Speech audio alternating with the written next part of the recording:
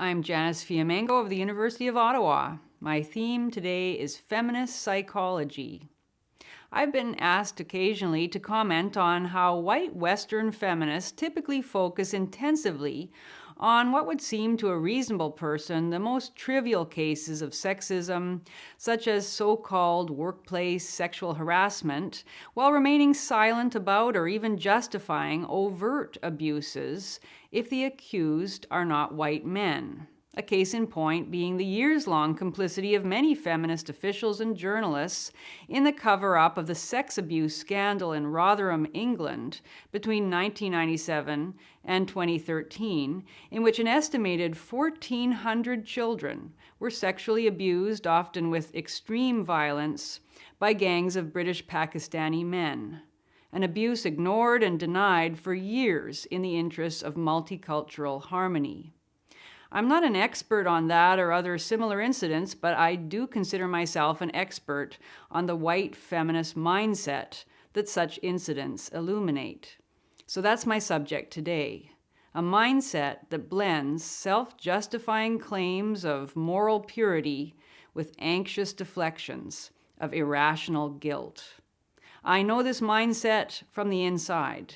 When I was a student at university, I spent years studying feminist theory, conversing with other feminists, and believing in feminist ideology.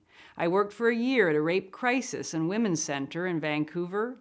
I marched in Take Back the Night marches, and I cut my hair short on my head and grew it long on my legs as a symbol of my feminist convictions. It took getting my first job and seeing affirmative action hiring in practice that turned me off feminism forever. So in this video, I want to reconstruct the typical story of how an individual white woman becomes a modern feminist, which is also a mini psychohistory of modern feminism. I will begin by saying that I'm not alone in having come to see modern feminism as a social movement that attracts adherents who are vulnerable to or already possess certain severe emotional problems. In other words, that the feminist way of perceiving the world is both an expression of and an encouragement to disordered and irrational thinking. In particular, feminism manifests many elements of a victim mentality disorder, VMD for short. A victim mentality is a learned personality trait in which one believes oneself to have been harmed in a manner that is entirely undeserved and for which one bears no responsibility. Typical characteristics of the victim mentality include the following. These are summarized basically straight off the internet. Typical characteristics: blaming others, particularly men, of course, for a situation that one has contributed to, being unwilling to take responsibility for one's own actions, ascribing non-existent negative intentions to other people, particularly to men, believing that other people, particularly men, are generally luckier and happier, and perhaps most importantly, and more on this in a minute, gaining pleasure from feeling sorry for oneself and eliciting pity from others, and therefore telling exaggerated stories about one's victimization, in some cases even harming oneself to support the story. When I was a graduate student in Vancouver, for example, I knew a girl who beat herself up and then claimed she had been attacked by two young men because she was a feminist. People with VMD often develop elaborate arguments in support of their theory. For an example, try reading the jargon-laden Judith Butler. But they're often not above rather more earthy analyses. I often think of the professor of philosophy who responded to me with the eloquent, "I don't know what the hell you're talking about." Feminists with VMD tend to be self-absorbed, unable or unwilling to consider a situation from others' point of view. They're hyper-defensive, often reacting with accusations of abuse if anyone doubts their story, and tending to see any kind of skepticism or counter-argument as evidence of further unjust victimization. Obviously, individuals who exhibit these behaviors are difficult to deal with, creating a great deal of conflict and emotional heartache in their roles as friends, family members, co-workers, or heaven forbid, bosses. But when they make up a significant interest group in society with power to influence laws and public policy, they are catastrophically dangerous. Here's my thumbnail sketch of feminist psychosocial development. The average young white woman grows up in a culture that tells her her feelings about herself and her experiences matter very much. And this has been the case for the past 40 years at least under the reign of second-wave feminism. The average young woman is typically the beneficiary of school programs to help girls succeed all the way from primary school to post-secondary level. And she is typically taught almost entirely by pro-feminist teachers, many of them women, who praise her for her insights, her social interactions, and her verbal skills. She's told from an early age that she should assert herself, that girls' and women's contribution to society are worthy of special praise, and that boys and men have no right to make her feel uncomfortable in any way. At some point, she is also introduced to feminist ideas of blame. She learns that the history of humanity is a history of women fighting for their rights in a male-dominated society. She's also told that women still have a long way to go, that many women face discrimination, harassment, and objectification. If she's explicitly introduced to feminist theory, these ideas are intensified tenfold. But even if she never learns feminist theory explicitly, the ideas of such second-wave feminists as Gloria Steinem and Catherine McKinnon about women's subordination are now so widespread in our culture that the average young woman simply absorbs them as uncontested facts about the world. For many girls, the years-long immersion in mainstream feminist thought has a twofold effect. First, it channels any feelings of dissatisfaction, anxiety, resentment, or self-dislike, which most young people feel at one time or another, into anger at male-dominated society, which is seen as actively and eternally biased against women. And second, it creates a powerful, heady, and exhilarating rush of euphoria, deeply pleasurable at perceiving oneself an innocent victim of social forces beyond one's control. We live in a culture in which victim status confers authenticity, moral innocence, and an aura of admirable courage for surviving. It wasn't always this way, of course. There were times in the past, and there are still cultures in which being a victim is shameful, equated with loss of status, perceived weakness. But at least since the late 18th century in the West, a movement to elevate victims as objects of sympathy and interest has gained ever greater traction and is now in full flower.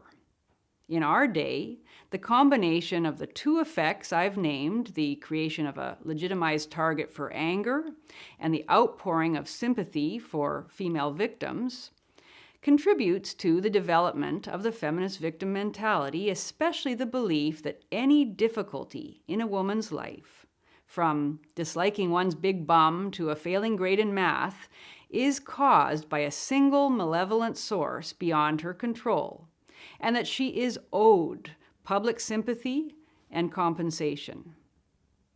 Under the feminist VMD, sources of dissatisfaction, rather than being accepted as part of every life or seen as balanced out by sources of happiness, are eagerly identified, remembered, and magnified. The use of the word survivor by feminists is a good example of how the two aspects of VMD are expressed in feminist discussions. Survivor is a term that was once used to distinguish those often Jewish victims of genocidal attacks who survived the camps or pogroms. But it is used now almost invariably to refer to women who claim to have been sexually assaulted. The word was chosen ostensibly to rebut the charge that women revel in their victimization. But in effect, it intensifies the emphasis on heroic female suffering.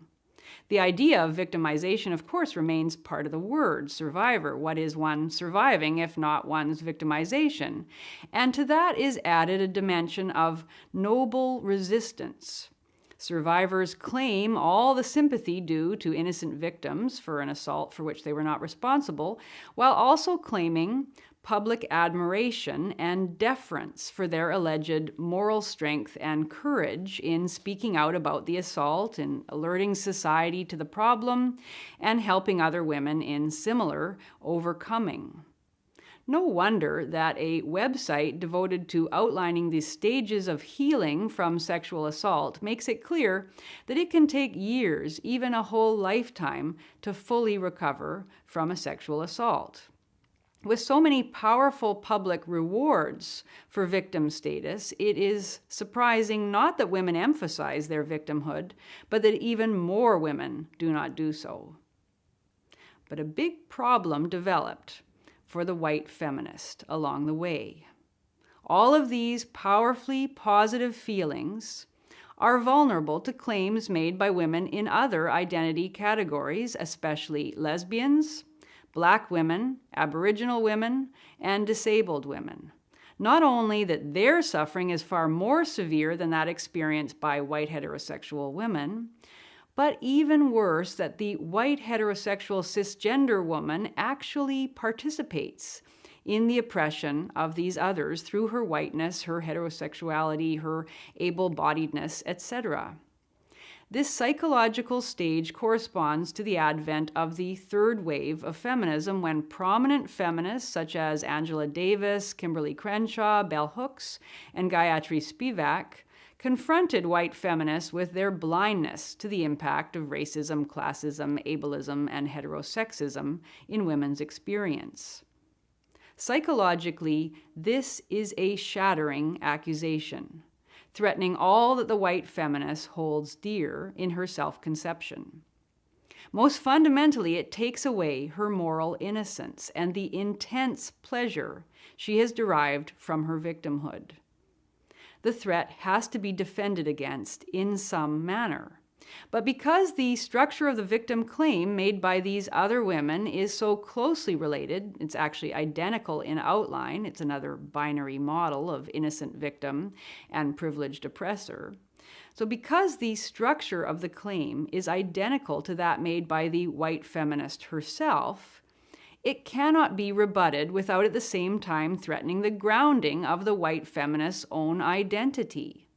And that identity is far too precious to be surrendered. So an accommodation has to be arrived at. And in the history of feminism, it was, quite simply in theory, it's become the theory of intersectionality, though in practice it has involved myriad, fairly complicated and sometimes incoherent calculations of degrees of victimization and complicity. In practice, essentially, white feminist guilt for white privilege or heteroprivilege is acknowledged, even embraced, since the deflection of blame is always the end goal of the feminist psychosis. That is achieved, in this case, by accepting and then renouncing privilege through confession and contrition. Confession involves, as we have often seen, public acknowledgement, the ritual announcement of one's sources of privilege, and contrition involves attacks on the externalized source of that privilege, whether it be racist patriarchy, heteropatriarchy, Western colonial patriarchy, or what have you. Thus, the white feminist reclaims her temporarily lost moral innocence by focusing with ever greater fury on white heterosexual able-bodied cisgender male villainy and declaring her allegiance with its various victims, the non-Western other, the sexually marginalized, and so on. She becomes innocent again by becoming a victim advocate for her brown and lesbian sisters, and even in some cases, brothers. This may involve the white feminist in blatant contradictions, but that's fine. In recent debates in Canada, for example, about the wearing of the Muslim niqab, the white feminist position in support of the niqab involves accepting ideas about female sexual purity under Islam that contradict the core principles of Western feminism. But such acceptance is eagerly proffered in quest of the moral innocence required by the white feminist victim mentality disorder. You see, Islam is by definition in the intersectional feminist schema othered by the colonial West and therefore cannot be the main target of feminist criticism, no matter how repugnant elements of it might be. It is always more important, whatever the real issue, to maintain anger at white Western patriarchy and above all to maintain the white feminist identity as a blameless victim or victim advocate. In its simplest outlines, this schema of white feminist VMD can be applied in every situation we encounter today. White feminists march in the slut walk one day and want all white women to wear a hijab in Muslim solidarity on another day. And you can bet they don't try to shame Muslim women into walking topless in the slut walk. White feminists fuss and fuss about a male astrophysicist who wears an inappropriate shirt, seeing his transgression as symbolic of discrimination against women in STEM, but stay silent out of multicultural deference when Swedish girls are systematically attacked by male migrants at a music festival. Though one might have expected to find disagreement amongst white feminists over such issues, in practice, the degree of uniformity among them is striking.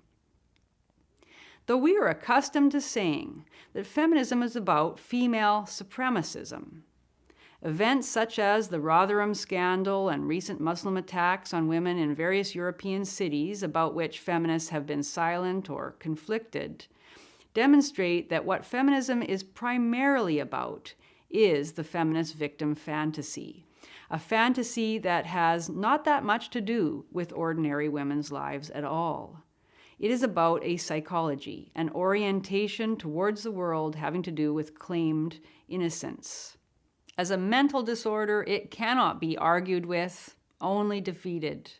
But given its hold on Western society today, I fear that feminism can only be dislodged by a crisis of massive proportions.